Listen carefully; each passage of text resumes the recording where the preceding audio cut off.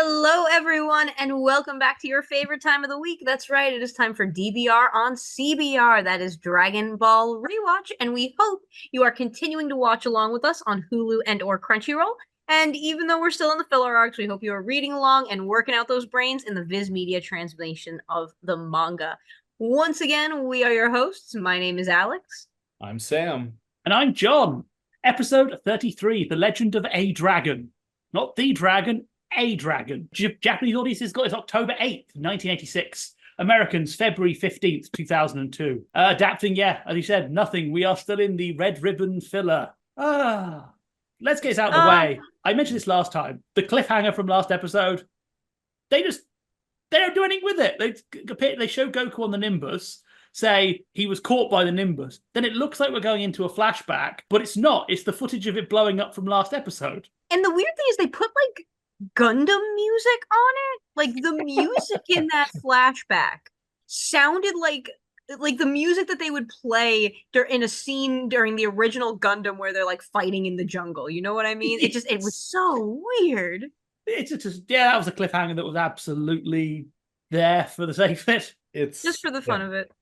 And we also meet Colonel Silver like we've never met him before to kick off the episode. Oh yeah, we got to talk about sexy Colonel Silver. Something for the moms. Something for the moms. I believe that sexy is universal. It doesn't matter who you're attracted to. It doesn't matter your gender. Anybody can point to something and be like, "That's hot." Like, sorry, watching a man destroy workout equipment, kind of sexy. It's made hotter by the fact the narrator's in on it as well.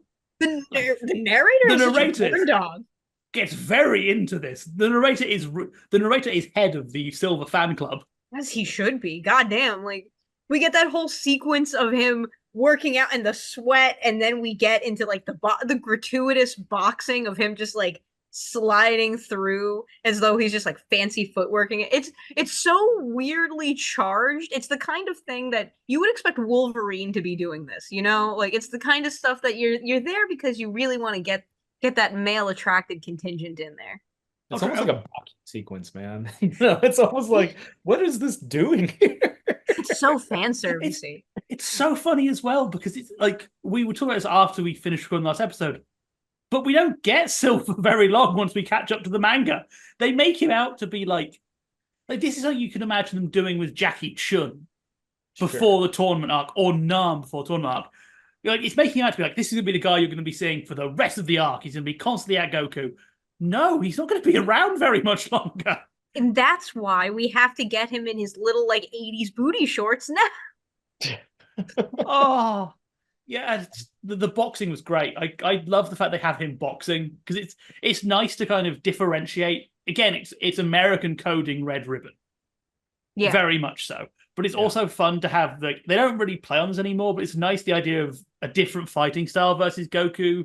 Like he's done the Kung Fu tournament, so now he's got a face, which is kind of what Bucky did as well. Like we start with this mixed martial arts, but now here come the boxers. You got to kill them. You got to deal with the Taekwondo guys. Got to kill your dad, who is everything. Yeah. You have to kill your dad again.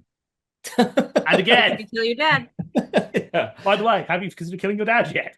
Yeah. Oh, and here's like this weird ancient dude. Kill him too. Kill this guy. Beyond talking about how sexy Colonel Silver is, and we could talk about how sexy Colonel Silver is all day. Like I don't enjoy it while you can. Enjoy it while you can. Enjoy it while you can, everybody. It's eye candy is gonna start dropping off after a bit, but I do kind of want to talk about the legend that Roshi gives us for the Dragon Balls, because boy oh boy, that might be the thing that makes this feel the most filler. 100%. Oh, this is of course this legend is totally canon, not going to be undone by any later media. So it's people found a massive one. They chipped it into bits because evil people kept trying to steal it. And what I like about this is that they basically cut to this totally unrelated scene to just dump it's like the most least subtle exposition dump ever. Yeah, but it's also wrong. Well, it is because we don't meet the creator of the Dragon Balls for another about like 80 episodes. But it's an interesting scene because I remember when it was like I haven't watched these episodes for a while, And I'm sitting here watching this, and I was like, "Oh, that's cool. We get to check in on Krellin and Roshi and Launch." And then as soon as Roshi's start to explain with the Dragon Ball, I was like, "I remember now." Oh. Also, even before they go into the story, filler Roshi gets some like really raunchy lines that can kind of like blow past you because Krillin says something to the effect of, "I think she can take it," and Roshi's like, "Yeah, I bet she can." Oh my god. Oh yeah, Roshi is full on in this episode. Also, just to confirm, Turtle is back with a smaller turtle. Is that the same turtle? He's a different color. Let me believe he is. I want Turtle back in my life so badly. To be fair, I'm going on the fact the guidebooks only ever mention there being one turtle, not that there's been several. So I'm gonna in my heart, to me, that is the. I'm like a child. The goldfish has died. We've got a new one, and we're just gonna pretend. That's fair. I can respect that. I needed to. So we have turtle. We have small turtle. We have Roshi being so out of pocket that it actually took me off guard for a second. And we have this whole story about the Dragon Balls and how they have the statue of Shenron with rubies for scales and pearls for teeth. And there was a girl rubies called aren't green. Yeah. There was a girl called Pearl, and And boy, let me tell you about her. Like, oh my, like what I love Roshi. is that this isn't even consistent with what we saw, because Roshi gave Bulma the Dragon Ball. So unless he learned this legend at the World Martial Arts Tournament, or someone on the island they were training on told him, like, when he was watching Goku, he hasn't known this. Yeah. What's even funnier is this kind of gets made right vaguely in Super, because the Namekian Dragon Balls are made from bits of the Super Dragon Balls. But there's more than one of them and they're planet-sized. But it kind of weirdly becomes slightly more correct over time. It's so weird. What a weird little thing to add into a filler arc that I guess someone, maybe Toriyama, turned around and was like, "Yeah, sure." This is why I'm fixated on this episode. Like I'm fascinated by it because I don't understand. So we've done the filler dance before. Yeah. Filler's always going to feel a bit different. It's a different writer. It's all going to be non-canon. But I don't understand the sort of the logic of either the writer or the producer doing this filler arc going, you know what we're going to do in our filler episode? We're going to explain the named MacGuffin. Like, why would you do it? And I can only presume Toriyama was like, oh, they're just balls of plot, whatever. Yeah. But still, why would you do that? That'd be like today if a One Piece filler episode came out and went, oh, the One Piece is Joy Boy's hat. He put it on the island because Big Mom bet him $50. Like, why would you do that? It's clearly you're there, especially because the Red Ribbon want them. We know this. They're in play. It seems such a silly move to do a non-canon explanation of them now when they don't really need one. Like for their point in the plot, they're established fine.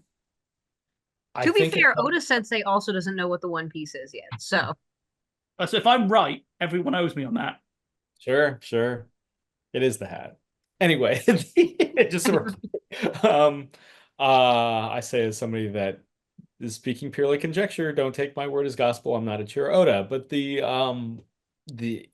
I assume, here's what I assume happened behind the scenes with Dragon Ball. One, we need more filler because we need the manga more time to breathe so we can make episodes. Two, we've got a bunch of new viewers from that tournament arc. We should probably explain what the Dragon Balls are again. Is it consistent with what we said 20 episodes ago or 15 episodes ago? Nope. Okay. So, this is a make it work episode. Yeah. It's also, definitely. Can we talk about how the sequence ends? But they all list off their wish, and then Launch goes, I know what I would wish for, and we trail off. This is the last time we'll see Launch for a long time. We never get that resolved, sort of what her wish was meant to be. What do you think it would be? If you had to guess, what do you think her wish would be? Personally, I presume it would be to sort of merge the good and bad side. Yeah, reconcile that. That's the only thing I can think of if you're doing sort of a Jekyll and Hyde thing with her, that you would have we're sort of like Grey Hulk or Smart Hulk. See, I would think she'd want to split. I would think she would want to go into blonde Launch and blue hair and base form Launch get their own bodies. Like, that would be what I would assume. That would also make sense, but it's got to be some. Like, that's the only plot thread we've got of her. Yeah. Really? Unless it's make Roshi sort of lose his drive. Neuter Roshi. Roshi becomes normal. Yeah, I think she's still like oblivious to it. Like he's clearly crushing on her, and she's just kind of like, along for the ride. And he's cheap rent. Yeah, she also every time he No tries rent. to move, something happens that he gets his comeuppance. So I think she's still oblivious to his amorous intentions. The other major thing that happens in this episode is Goku and the monkeys. Yes, Yeah, the they Super kill Monkey a lot Ball. of monkeys in this episode. Oh, a lot of dead monkeys. So many monkeys. This is the sequel many to the Dead Dogs episode of the Big Laugh saga. Yeah. Yeah, there's got to be a lot of shot up monkeys. I do think it is extremely funny that the Red Ribbon Army, because we were talking about this last episode, like you have so many of them and so many planes that it almost becomes ridiculous. And now you have all these dudes fighting monkeys. Yes. And losing to the monkeys. And losing. The monkeys the did what filler is- Pilaf couldn't do. The filler is undermining a lot of the threat of the Red Ribbon Army. To be fair, they're trying to machine gun monkeys. Which Yes. Also, to be fair, the Red Ribbon Army are trying to flamethrower a forest they're currently in the middle of. And as someone who's dealt with forest fires, pro tip, if you've got fire in a forest, if you're in a forest, don't set it on fire. It will surround you. That's a good tip. Goku the bear is here to tell us: don't set forests on fire. Actually, talking of Red Ribbon, I do have one thing I noticed. Do you know, a couple episodes ago, I was saying that they reminded me of Advanced Wars. Mhm. Oh yes. And I was like, that's probably where Advanced Wars got it from. They did. The thing Goku crushes was a rock, the sort of little tank with the little Jeep tank thing. Yeah. That's Yellow Comet's mini tank in Advanced Wars 2. That's so cool. Yeah, it's the exact same, just like it's got some tweaks, but it's the same idea. So, yeah, that is where Advanced Wars got it from. Intelligent Systems are huge Dragon Ball fans, apparently. Also, I think there was a slightly nerdy reference in here. I'm not sure if I was spotting it right, but you know, when they're all rolling out, they have the big nose digger and then the bulldozer. Yeah. They're in little pods on the back of the car, like the Thunderbird machines from Thunderbirds. Oh, And because Thunderbirds also had the Firefly was their dozer, and they also had the big driller thing, which I think was called like the Mole. But the fact they're being shipped in those pods like they were in Thunderbird 2, and Thunderbirds was big in Japan because Hideaki Anno's first job was editing the movie. Red Ribbon Army out here ripping off everything, including General Red ripping off Shrek's accent. When Colonel Silver walked in, all I could hear was "Donkey, get out of my swamp!" Like that was that. Like, am I crazy for hearing that? Like that Shrek-esque performance. It's reminds me of Shrek, and if you're going to the Edinburgh Fringe Festival and hearing Americans try and order a beer. I love his. Those who disturb our gender eliminated with extreme prejudice. I hope to like opposition by anyone. The last line is just mangled. It's so weird because every now and then, every now and then, it shifts Irish and then it's American, but then then you get that "Donkey, get out of my swamp," and it's just like, what is happening with what is going on with General Red? It is a mismatch of the Gaelic dialects. It's you take Scottish, you take Irish, and you just kind of bash it together, and it's kind of like you just had him speaking Welsh all of a sudden. Like I don't think I would notice. That'd be great. Suddenly dubbed by David Tennant. Do you know what it reminds me of? This is basically the Scottish equivalent of Dick Van Dyke in Mary Poppins. Yeah. Though Dick Van Dyke and Mary Poppins was definitely okay, Cockney British accents scratch something in the back of my brain that as an American, I don't know what that's about. It's just it massages my brain in a weird way. Yeah, the Michael Caine effect. It's the Michael Caine effect. What I really like is they've given this accent to a character we're meant to be intimidated by. Yes. Because he throws the whole throwing a knife at the statue, and he's like, "Oh, the last guy who came into this thing got scratched by my cat, and now he isn't with us." Because apparently, being in the Red Ribbon Army means you have to know how to dodge cats, which can't be true. Because if they were good at dodging cats, they could be able to shoot a monkey. They're about the same size. If you can dodge a cat, you can shoot a monkey. You heard that from us first. You can pick up the shirt in our shop. But they're trying to make him threatening, and they make him sound like Shrek. Well, yeah, we get that sequence comes right after Silver's training scene where it's like, yo, this dude's a Sexy bad. Silver. Don't mess with this sexual man. And then all of a sudden, like micro dosed, Commander Red, General Red as they call him. Sometimes they call him Commander Red. They can never keep it consistent. Like his weird cat thing, and he's got knives, and he's like, they draw blood. They draw blood from Colonel Silver. It's like, yo, this dude, watch out for this dude. Also, he sounds like a bad pirate. So there's some piratey shit going on. Such a weird choice. So this has a really funny production thing in it. So did anyone hear when Red says, "I must have them"? When he shows the board of the world, did you hear the sound in the background? What was the sound? If you put your volume really way up and listen in your left ear, I recommend isolating the one ear, you will hear laughing.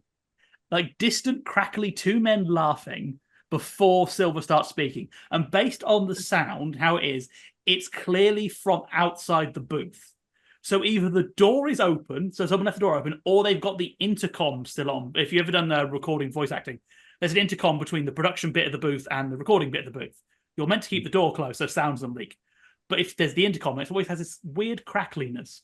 It sounded like they'd left that intercom on. You can just hear two people laughing at that delivery. Essentially, I recommend you could go the episode, turn it up and turn off one side of your ears and go to the left only, and you'll hear it. But it also makes you go, if even they were laughing at this scene, you probably would think, yeah, maybe. Oh man, it's like it's like when they left in Paul McCartney cussing at the 2-minute 50-second mark in Hey Jude. Yeah. The other thing I noticed about that scene is the map on the frickin' wall. Yes. It is Pangea. It is vaguely all the continents, but connected and like deformed. Every continent has a land bridge, but Africa is very clearly there. It's like, what are we doing, guys? What's happening? Oh, this is also backed up by the fact if you look at when Roshi's doing his story, it's medieval troopers, and the fabled hero does look a bit like Alexander the Great. Yeah, you have Alexander the Great as the fabled hero, and then the original Dragon Ball was in a ziggurat of all things. Like, what is history? What is history? It is the Tower of Babel, Pangea, Earth. And what tops it all off is that he said, "I need 4 more Dragon Balls." No, he doesn't. He only has 1. Oh my god, there's a lot of weird stuff going on in this. He needs more than 4. We find out later they need the rest of them. So basically, we've learned that Captain Red is Scottish and can't count, and also lives on Pangea. Yes, this episode is weird. All of this episode is there's a lot of weirdly mismatched stuff in this episode. There's Colonel Red's accent. Because here, we're taking this out of order, but the order of operations is Silver being very sexy, and then we get Scottish, and then we get monkeys. And, it feels like there's something missing in the transitionary periods between each of these scenes. It feels very it feels like the editing is wrong, if that makes sense. And I'm half convinced that the Roshi exposition sequence is just okay, we have Colonel Silver, we have this Colonel Silver intro, this Commander Red intro, and this monkey world.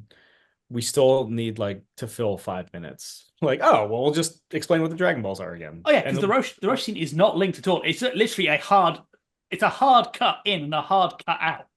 There is no link to anything or anything going on. The closest we get to a link is Krillin going, "I wonder what Goku's doing," and then we get to them. It's he's hanging out with our chimps. This whole episode is just such a mess. I think part of it is that broken cliffhanger, because that sequence is mad. So we cut to Goku on Nimbus. So we go, okay, Nimbus saved him. Then Rachel's he was saved by the flying Nimbus.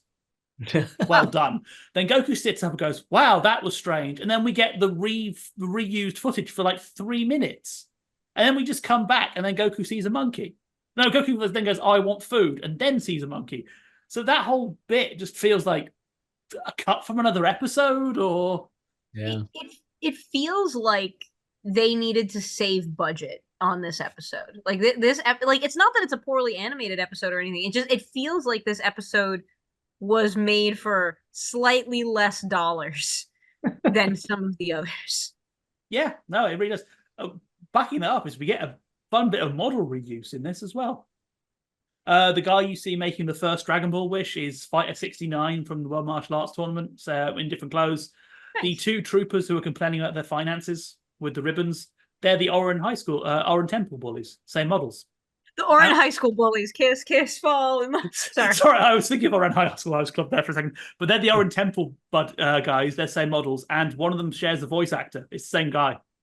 So yeah, this episode is it not Sabat like the rest of the Red Ribbon Army except for General Red. One guy is coming back because he plays that one model regardless of character.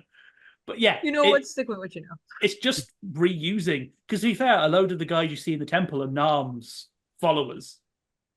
I'm not just they look the same; they are the same cell, people. Effectively. Yeah. So this episode was just we are reusing a lot of stuff. Yeah, jeez. What a they're strange. About to change the environment completely in about 2 episodes. So they're like, while they're animating snowy backdrops, we need more time in the desert. We need more orange sequences. Give me something orange. Give me something like vaguely brown. Yeah. If there's like a handle on the wall to pull in case of Roshi exposition. Yeah. It's the thing is that I don't dislike the episode. Like I do prefer it to last week's episode because I feel like, there's more fun stuff happening here. But I feel like I like it in an ironic way. You know what I mean? Like it doesn't feel like my enjoyment is genuine. For me, the stuff I enjoy, I love how the episode starts, which is to say I love the Colonel Silver, as should we all, the Colonel Silver stuff, and to a lesser degree the Commander Red strange cat thing sequence. The Roshi sequence takes me out because it's just tacked on. It's just like, oh, by the way. And yeah, and then there's monkeys. Which the monkeys, at least, I think, have my favorite moment of the episode. I do like Goku, like, going for the mango, seeing the baby has it. It's like, oh, I'll let you have it. And then the monkeys bring him fruit when he saves them. When he rider kicks a panther. Yes. We haven't mentioned that yet. Goku rider kicks a panther. Oh, yeah. But that's a nice bit of moment for Goku. But then it's randomly cut to the monkeys playing with the Dragon Ball. Then we get sort of the Red Ribbon Army burning down the forest. I will say, in a modern anime, that scene where Goku sees the baby monkey with its mama who has weirdly human body shape that I am still not okay with. I don't want to open that door. I don't want to open that door. But like in a modern anime, Goku would see that, and then there would be like that sentimental music and about like missing grandpa or something like that. But nope, Goku is not here for that shit. You know what Goku is here for? Goku is here for mangoes. That's it. And I appreciate that. What I love is Krillin gets that bit in the next scene. I think you're right. I like this episode ironically because I am vaguely fascinated by the Dragon Ball story they give Hicks. Again, for me, it's like someone who like dabbles in writing. It just feels such a weird way of going about it. But to me, this episode has that. Do you know, sort of like some 80s films get better with time because they end up feeling like the perfect embodiment of what we now think an 80s film is? Like, this feels like if you had to get me to dilute not a sort of 80s, 90s anime filler into one perfect 30 minutes, this is the episode.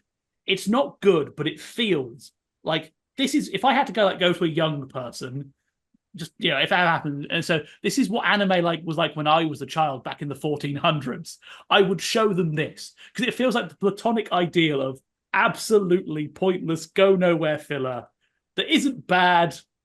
It isn't like sort of a modern one where it's released half animated because the animators were overworked and all quit. But it isn't good. It's just, here's a load of bits we've got all sort of mushed together. They may go somewhere, but they probably won't. We wanted our fan fiction, and we wanted our fan fiction animated. And you know what? Good on you guys. Like, that's what anime movies used to be. usually are and what anime filler is. I'm good with people's fan fiction getting animated. Oh, also, I kind of point out my favorite little details before we sort of wrap up. Go for it. I'm not sure if it's intentional, but I quite like the fact that the bowl of shaved ice they had with Krillin and Launch was massive. Which Oh yeah. I personally always took that as like Launch being a little sad that Goku was gone. So like Yeah, she's always cooking for him in case he comes back. It's probably not what they intended. It's probably big because it's funny. But I always kind of like that the Launch has now become so used to Goku that all the food she cooks is gigantic. I don't know your audience, but I believe, gentlemen, it's time for us to think of some final thoughts. Who would like to kick us off? You know, it's been an interesting 5 episode filler detour. I'm glad that we catch up with the manga, and I did look ahead, and I can say with accuracy that we are back on manga track next week, which is good. There have been some highlights here, and there have been some moments where I'm like, you didn't have to do that. Yeah, no. Well, how about you, John? So this episode was fun, but I think part of it was fun for me because watching it, I got to know that I was going to talk about it with you guys. So all the weird nonsense is fun when you're sort of dealing with people. I would say that if I was watching this on my own, just as part of a solo rewatch, this episode would just be like a lot more naff. I am very excited that we're getting back to some direction next episode, though I am, of course, annoyed that we end this episode on a cliffhanger that spoilers Literally isn't resolved. We just ignore it ever happened. This is one of Dragon Ball's worst habits, and we're seeing it form in real time.